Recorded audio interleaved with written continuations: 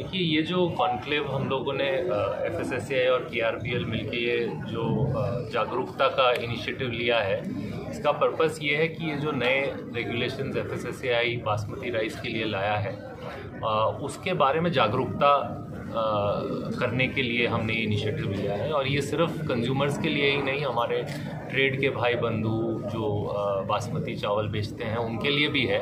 और इसका जो जो इम्प्लीकेशन है इसके बारे में लोग जब जागरूक होंगे तो इसका इम्प्लीमेंटेशन अच्छे तरीके से हो पाएगा। और जैसे एफएसएसएआई के लोग यहाँ पे हैं, सबने ये बात कही है, इसका इम्प्लीमेंटेशन भी एक चीज़ है जो जिस पे काफ़ी ध्यान रहेगा और फोकस रहेगा। एंड इससे बासमती राइस की जो ग्राहक को जो अश्योरेंस मिल रहा है एक अच्छे क्वालिटी का और प्योर बासमती राइस मिलेगा, ये एक बहुत अच्छी चीज़ हुई है इस रेगुलेशन के द्वारा।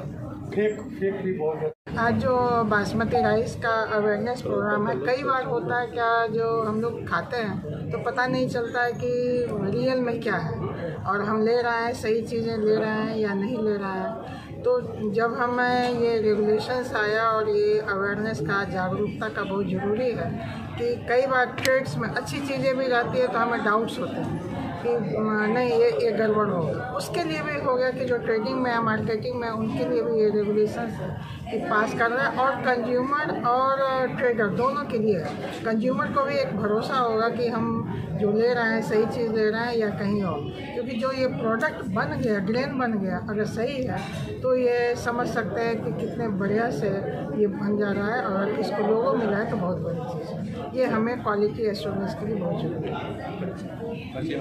नाम बताइए। हाँ, मैं डॉक्टर उषा सिंह, प्रोफेसर कम चीफ साइंटिस्ट हूँ, department of food and nutrition, doctor Rajendra Prasad central agriculture university. जैसे कि पहले सिर्फ राइस का ही एक स्टैंडर्ड एफएसएसएआई बनाई थी, अभी इधर फिलहाल में बासमती चावल का भी एक स्टैंडर्ड बनाया गया है। और बासमती चावल का जो स्टैंडर्ड है, जिसका नॉन कुकिंग जब बना हुआ नहीं रहता है तो उसका 6.6 mm से अबव हो और बनने के बाद 12 mm से अबव होना चाहिए। ये इसका एक स्टैंडर्ड है। और भिन्न भिन्न उसमें फॉरेन मटेरियल कितना हो, ग्रेन्स टूटा हुआ कितना हो, ये सब उसका स्टैंडर्ड में आता है। तो हम लोग जो है बाज़ार से उसका सैंपल लेकर के लैब को देते हैं और लैब अपना स्टैंडर्ड के अनुसार वो जांचती है और उस जांच के आधार पर जो रिपोर्ट आती है उसके आधार पर हम लोग आगे की कार्रवाई करते हैं। तो मार्केट में डुप्लीकेसी तो हो रही है।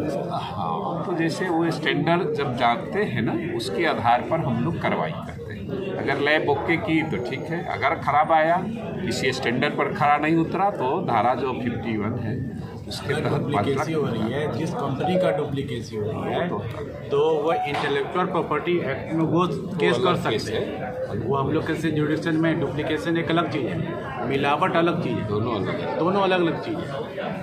तो उसमें वो अलग लॉ लागू हो जाए। इंटेलेक्चुअल प्रॉपर्टी एक्ट कंपनी वाली ला के उसको केस कर सकते हैं। हम लोग के कारण जो रोकना है, क्या मिलावट को रोकना है, डुप्लीकेसी को। अपना परिचय बताइए। मैं अजय कुमार, फूड सेफ्टी अफसर पटना एंड न्यू पटना। मैं तापेश्वरी सिंह, फूड सेफ्टी अफसर कम DO हेडक्वार्टर।